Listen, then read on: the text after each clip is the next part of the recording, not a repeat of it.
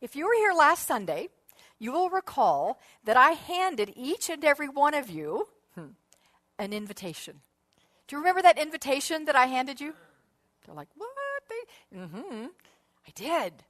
I handed you an invitation. And the envelope, somebody tell me what fabric was the envelope?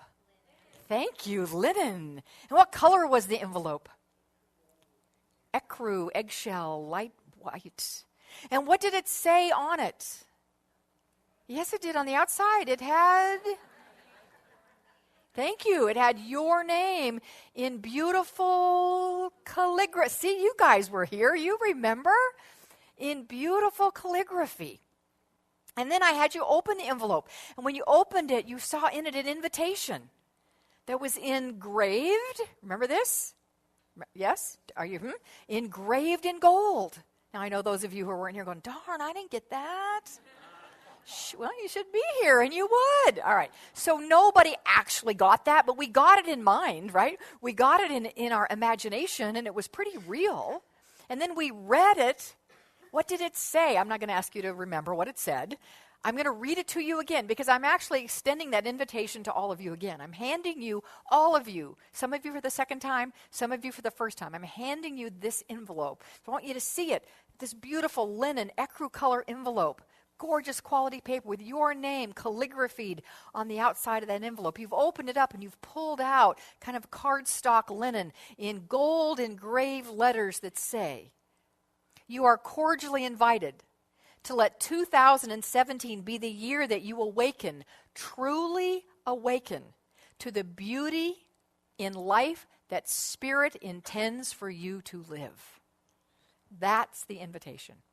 In gold engraved letters. Here it is, one more time. You are cordially invited to let 2017 be the year that you awaken, truly awaken, to the beauty of life that Spirit intends for you to live. And I asked a question last week, and my question was, what would your life be like if you RSVP'd yes to that invitation? What would your life be like? What would 2017 be like if you were fully present and really are, present to the fact that what would your life be like? All of that. And today I want to add another question. Be awake and fully present to grace in and through and your life. That's our question for this morning. What's your life be like? That's a good question to contemplate, isn't it? You're going to get a chance to do that a little bit later. I'll ask you a conversation. So I want to start with a story. And he was so sharp, first service, he knew I needed him. Right, Dave? You knew it, so you'll know it again. So the story is that a little boy, about 5 years old, his parents asked him to say grace before dinner. And his grace was simply this: Dear God, thank you for the pancakes. His parents were a tad confused.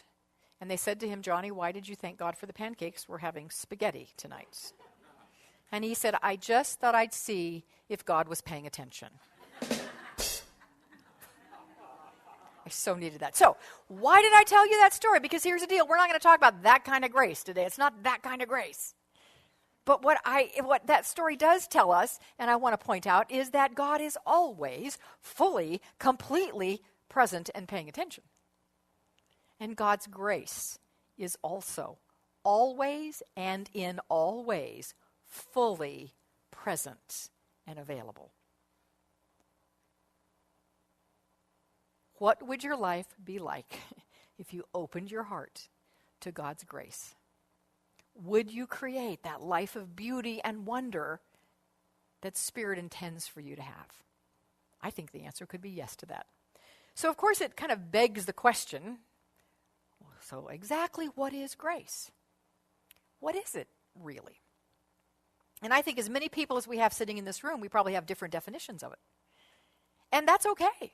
I actually want you, one of my intentions for this morning and my prayers for this morning is that you walk out of here with either a new, a renewed, or a deepened definition, personal definition of grace for you and what it means in your life.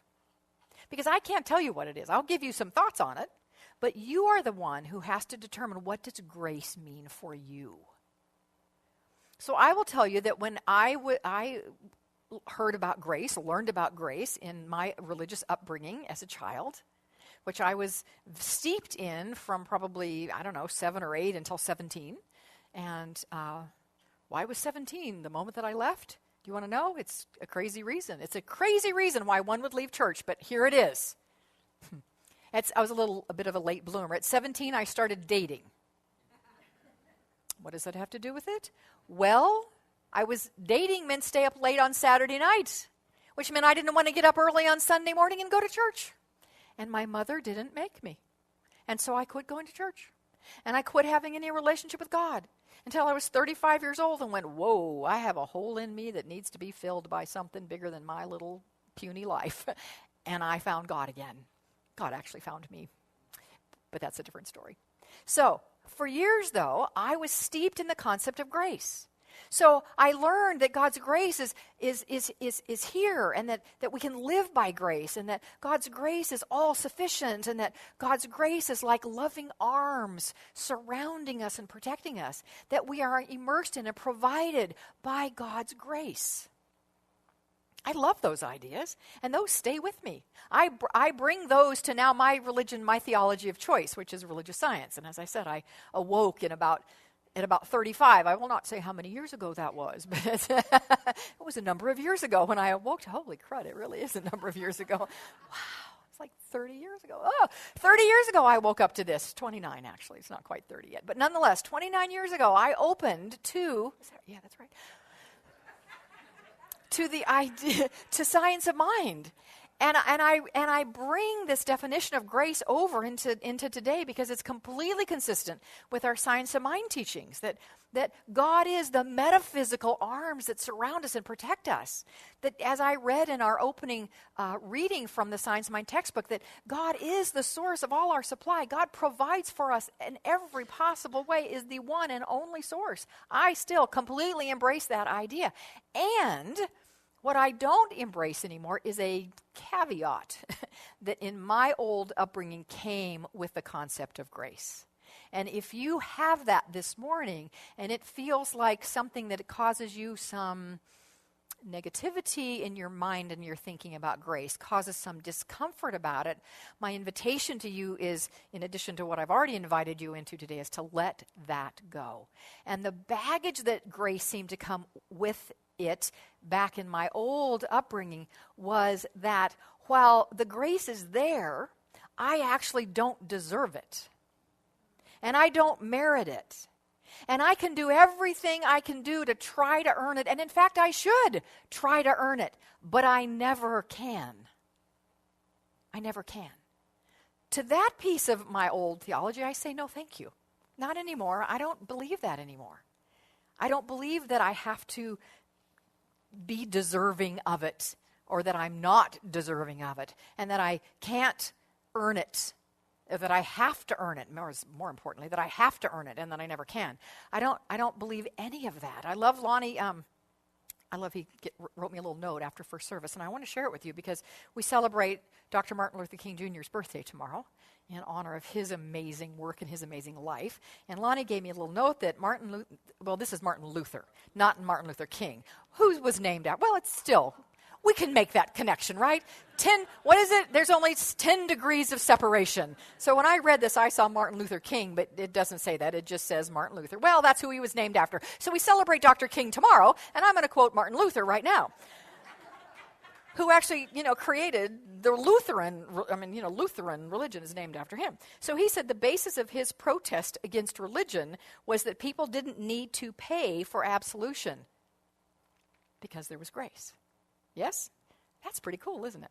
So I agree. I totally agree with Martin Luther, who's Martin Luther King Jr. was named after. There. Now we have it. Woo! You see the connection. Thank you, Michael. I'm so glad you do. So I say yes to the idea that I live in grace. Yes to the idea that I and we are all secure and in and supported by the metaphysical arms of God. I say yes to the idea that we are immersed in and surrounded by the love of God. Yes, yes, yes to that. And no to all the rest.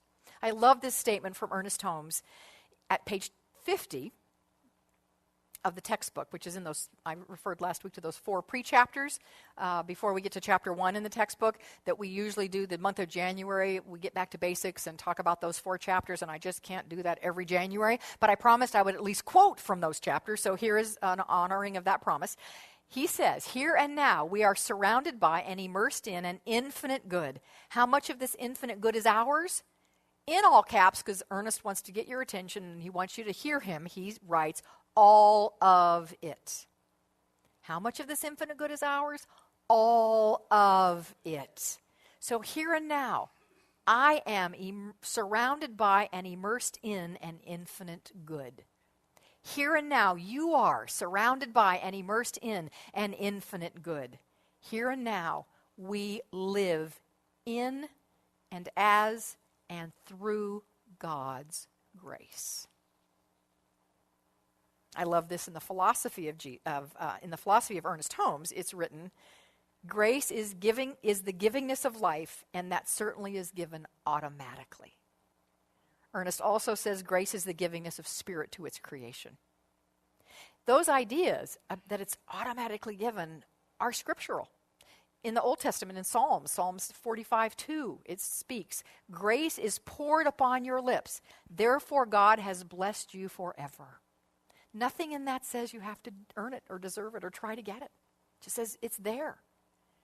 The Apostle Paul, who preached the gospel of Jesus after Jesus passed, he said, by grace you have been saved. And this is not our own doing. It is the gift of God, not because of any works. It's freely given. That was a nice little ringtone. So we could say, I'm going to give you then kind of my definition of grace. And it's a little bit long, and I know people were frantically trying to write in first service. So get this written down or listen to it again, because we have all these different ways that you can go back and listen. But I tell you these just to give you a sense of what I think grace is. But my invitation, as I gave it to you already, is I want you to have your definition.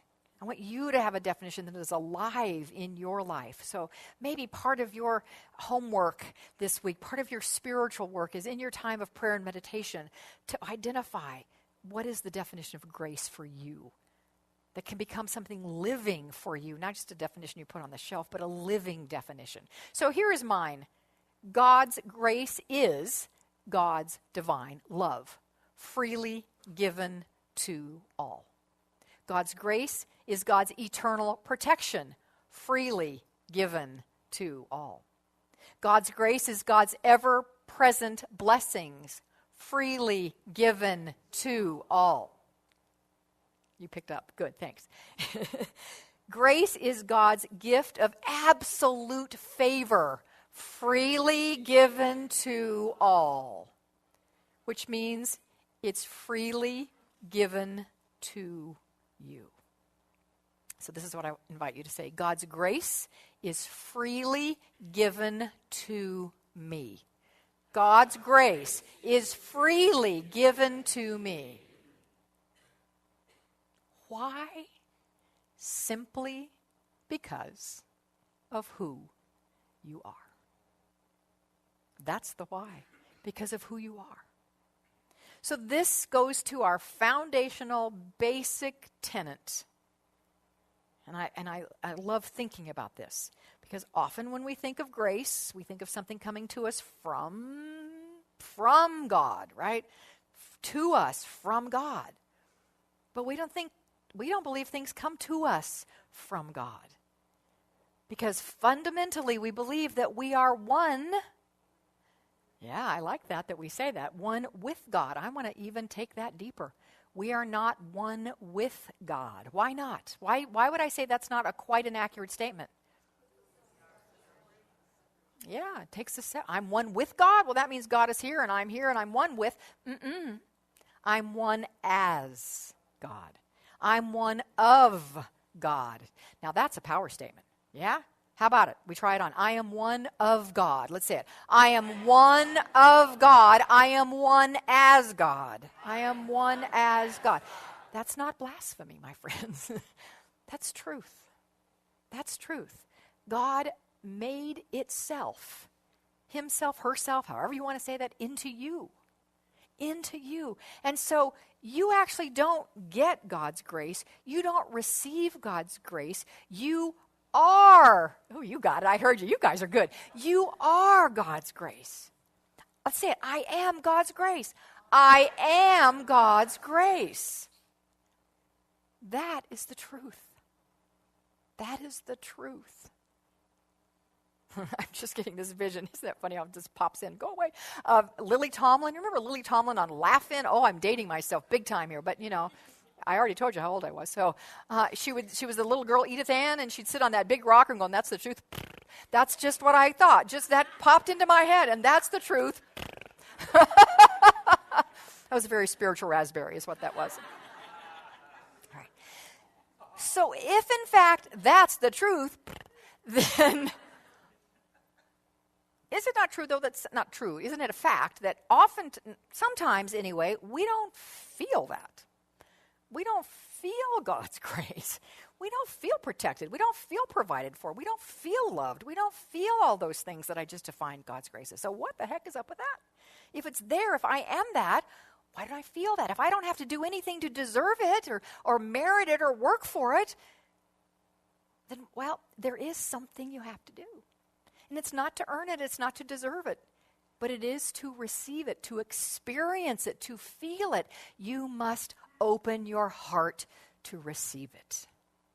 You must open your heart to receive it. And I'll tell you, one big way we slam our hearts shut to receiving God's grace is when we are in unforgiveness. And so I will make another pitch for Reverend Sherry McCreary's class.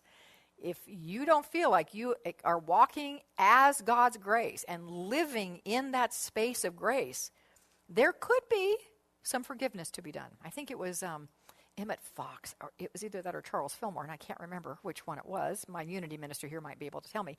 But who wrote that if your prayers are not being answered, check your heart and see who you need to forgive.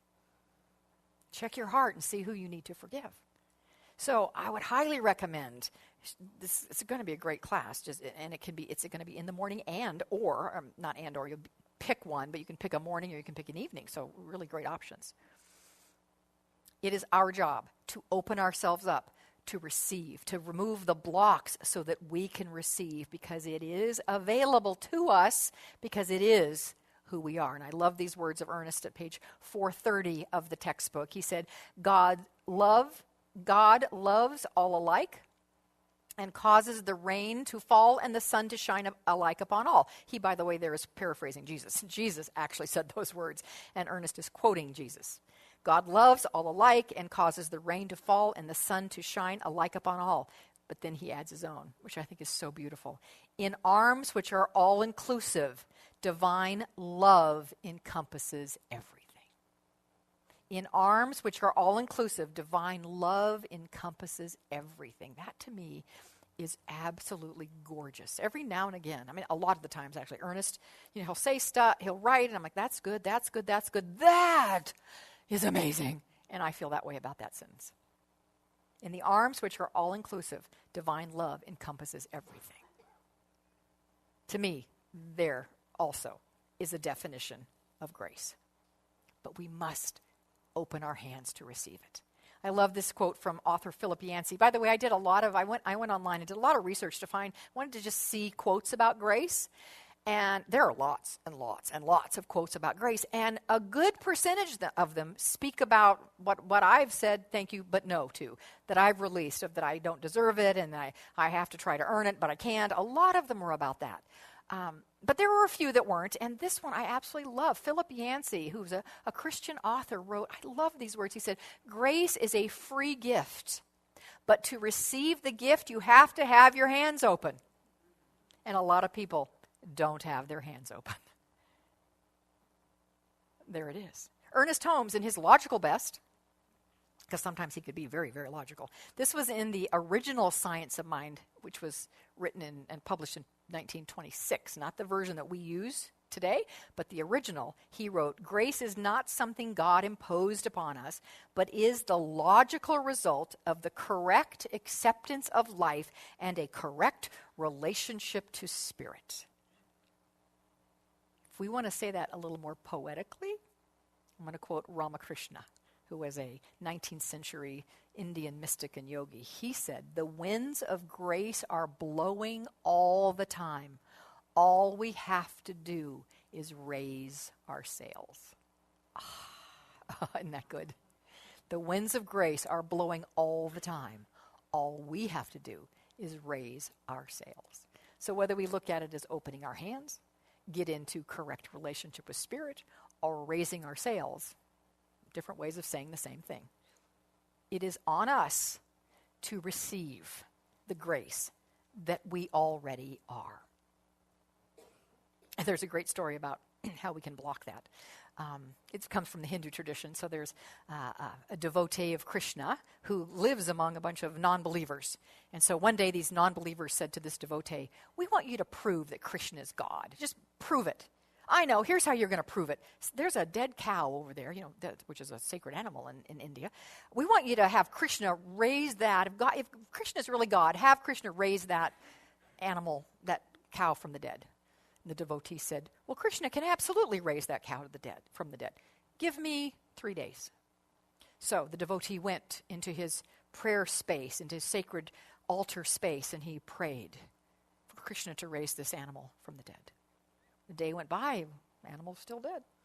Second day, he prays with a little more gusto, a little more fervency. Another half a day goes by. We're now a day and a half into this. This cow's still dead.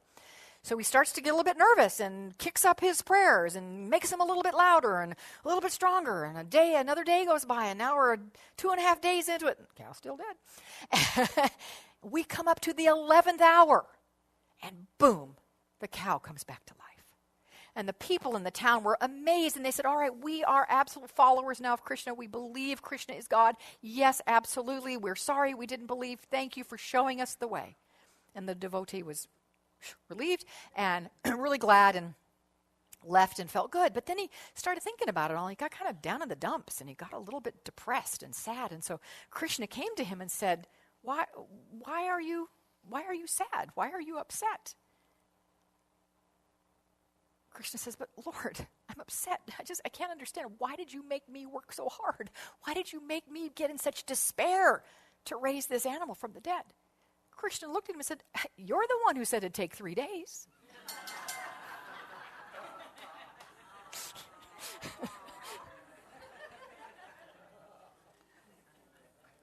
We're the ones. We're the ones. Ernest Holmes at page 279 writes in the Science of Mind book that we use, "The only reason we are limited is that we have not allowed the divine within us to more completely express. How much life can we experience? As much as we can embody. We grow in grace, as it were. We grow in power. But right today, we can expect to demonstrate or to have our prayers answered according to our belief and the embodiment of that belief.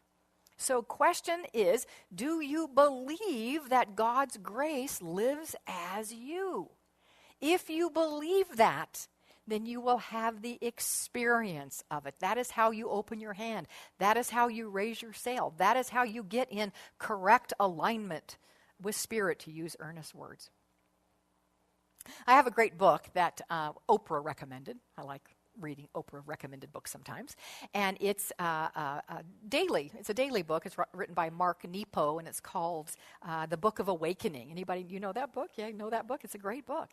And he talks about grace in one of his dailies, and here's a part of it. I love it.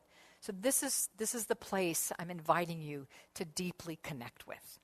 Each person is born with an unencumbered spot, free of expectation and regret, free of ambition and embarrassment, free of fear and worry, an umbilical spot of grace where we were each first touched by God. It is it is this spot of grace that theologians call the soul, Jung calls the seat of unconscious, Hindu masters call it Atman, Buddhists call it Dharman, Rilke, who is a German poet, calls it inwardness, Sufis call it Qalb, and Jesus calls it the center of our love. To know this spot of grace is to know who we are, not by the surface of our markers of identity, not by where we work or what we wear or how we like to be addressed, but by feeling our place in relationship to the infinite and by inhabiting it. Grace could be looked at as the vast ocean. We can walk up to it, sit on the shore and pick up seashells. We can walk into it and get a fish. Or we can take a deep dive into it and find a pearl. My invitation is to take a deep dive and find a pearl. I want to leave you with a poem that was actually inspired by Reverend Cindy Fairmont, our congregate care minister. The first sermon that she did here, she inspired this poem. And it was written by, I'll call her our poet laureate, Amy Love. And it's called The Tide. And I think it very much talks about God's grace. It goes like this. I headed to the ocean to play in the low tide. Right before the sun was gone, I watched the creatures hide. Among the kelp and under rocks, they tried and tried and tried. Every clam and fish and prawn before the sand had all dried. Frantically, they couldn't find a way through the divide. And terrified of their new world, they cried and cried and cried. You'll be okay, I whispered to a crab stuck on the side of a small rock that I picked up. Then shocked when he replied, No, we won't. We're very scared, for our world, which once was wide, has closed us in, the ocean left, and forced us here to bide. His fear was great, and so I took him for a little ride in the pocket of my shirt. Then gently did I guide him back into the blue water, so he knew I hadn't lied. Then headed home to beat the dark, thus quickening my stride. I drifted off while thinking of God's grace often denied. Just like the sea, it's never gone. It's there and will provide. So I ask you again the question that I asked at the beginning of our time together. What would 2017 be like for you if you were fully present and fully awake to the presence of God's grace in your life? What would your life be like? Contemplate that